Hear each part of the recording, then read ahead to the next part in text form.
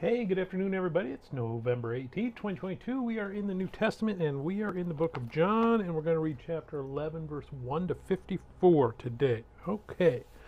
In this section,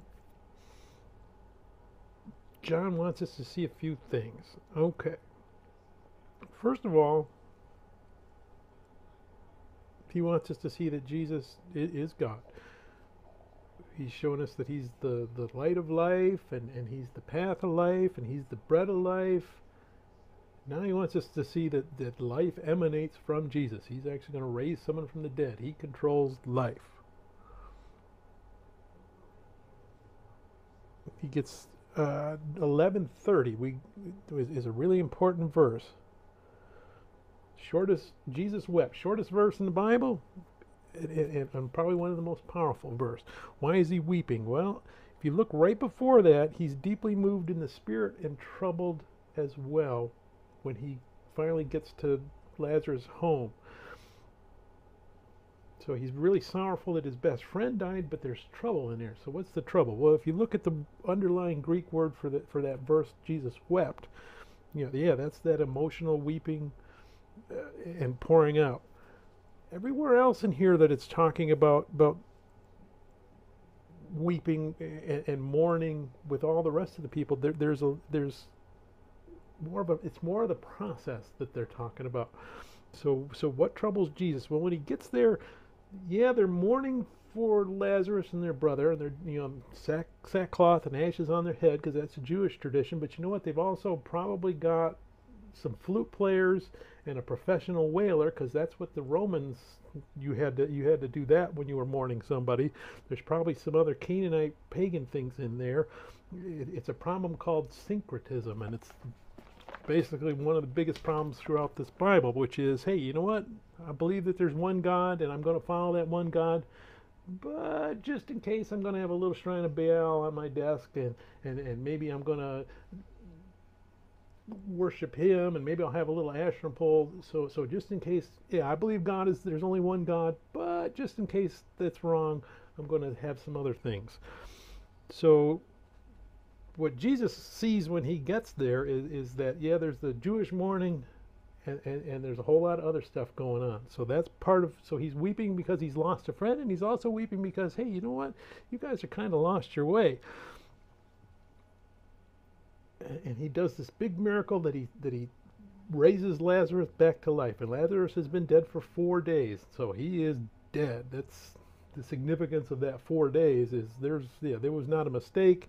He was dead. In fact, they're saying, hey, he's probably going to stink. They were convinced he was dead. Everybody was convinced he was dead because he was dead. After he raises him up, then you get Caiaphas, the leader of the Sanhedrin, the Jewish council, and he really exemplifies that syncretism idea, because he hears what Jesus is doing and he says, you know what, if Jesus is right, we're wrong and we're going to lose some power. But even if Jesus isn't right, the Romans are going to come and kick our butts and take us out, because they're not really happy with what's going on either. So you know what, let's appease the Romans and kill Jesus and get rid of that problem, and then we can all go back to just being worshiping what we want and still trying to appease the Romans and still try and walk that middle ground of, well, maybe it is, but maybe it's not.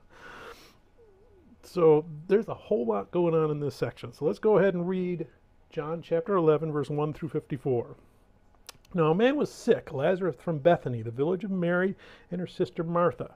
Mary was the one who anointed the Lord with perfume and wiped his feet with her hair, and it was her brother Lazarus who was sick. So the sister sent a message to him, Lord, the one you love is sick. When Jesus heard it, he said, this sickness will not end in death, but is for the glory of God, so that the Son of God may be glorified through it. Now Jesus loved Martha, her sister, and Lazarus. So when he heard that he was sick, he stayed 2 more days in the place where he was. Then after that, he said to the disciples, let's go to Judea again. Rabbi, the disciples told him, just now the Jews tried to stone you, and you're going there again? Aren't there 12 hours in a day? Jesus answered. If anyone walks during the day, he doesn't stumble because he sees the light of this world. If anyone walks during the night, he does stumble because the light is not in him. He said this, and then he told them, our friend Lazarus has fallen asleep, but I'm on my way to wake him up. Then the disciple said to him, Lord, if he has fallen asleep, he will get well. Jesus, however, was speaking about his death, but they thought he was speaking about natural sleep. So Jesus then told them plainly, Lazarus has died. I'm glad for you that I wasn't there so that you may believe, but let's go to him. Then Thomas, called Twin, said to his fellow disciples, let's go too, so that we may die with him. When Jesus arrived, he found that Lazarus had already been dead and in the tomb 4 days. Bethany was near Jerusalem, less than 2 miles away. Many of the Jews had come to Martha and Mary to comfort them about their brother. As soon as Martha heard that Jesus was coming, she went to meet him. But Mary remained seated in the house. And then Mother said to Jesus, Lord, if you had been here, my brother wouldn't have died. Yet even now I know that whatever you ask from God, God will give you. Your brother will rise again, Jesus told her. Martha said to him, I know that he will rise again in the resurrection at the last day. Jesus said to her, I am the resurrection and the life. The one who believes in me, even if he dies, will live. Everyone who lives and believes in me will never die. Do you believe this? Yes, Lord, she told him, I believe you are the Messiah, the Son of God, who comes into the world. Having said this, she went back and called her sister Mary, saying in private, the teacher is here and is calling for you. As soon as Mary heard this, she got up quickly and went to him. Jesus had not yet come into the village, but was still in the place where Martha had met him. The Jews who were with her in the house, consoling her, saw that Mary got up quickly and went out. They followed her, supposing that she was going to the tomb to cry there. As soon as Mary came to where Jesus was and saw him, she fell at his feet and told him, Lord, if you had been here, my brother would not have died.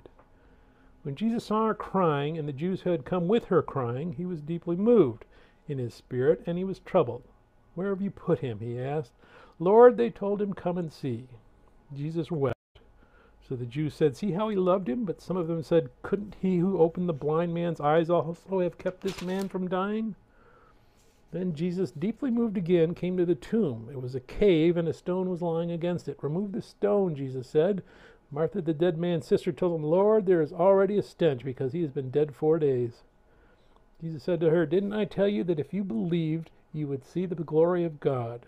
So they removed the stone. Then Jesus raised his eyes and said, Father, I thank you that you heard me. I know that you always hear me, but because of the crowd standing here, I said this, so that they may believe you sent me. After he said this, he shouted with a loud voice, Lazarus, come out! The dead man came out, bound hand and foot with linen strips, and with his face wrapped in a cloth. Jesus said to them, unwrap him and let him go. Therefore many of the Jews who came to Mary and saw what he did believed in him. But some of them went to the Pharisees and told them what Jesus had done. So the chief priests and the Pharisees convened the Sanhedrin and were saying, what are we going to do with this man who is doing so many signs? If we let him go on like this, everyone will believe in him, and the Romans will come and take away both our place and our nation. One of them, Caiaphas, who was high priest that year, said to them, you know nothing at all. You're not considering that it is your advantage that one man should die for the people rather than the whole nation perish. He did not say this on his own, but being high priest that year, he prophesied that Jesus was going to die for the nation, and not for the nation only, but also to unite the scattered children of God. So from that day on, they plotted to kill him. Jesus therefore no longer walked openly among the Jews, but departed from there to the countryside near the wilderness, to a town called Ephraim, and he stayed there with his disciples. May God bless the reading of his word. May God bless you. Bye.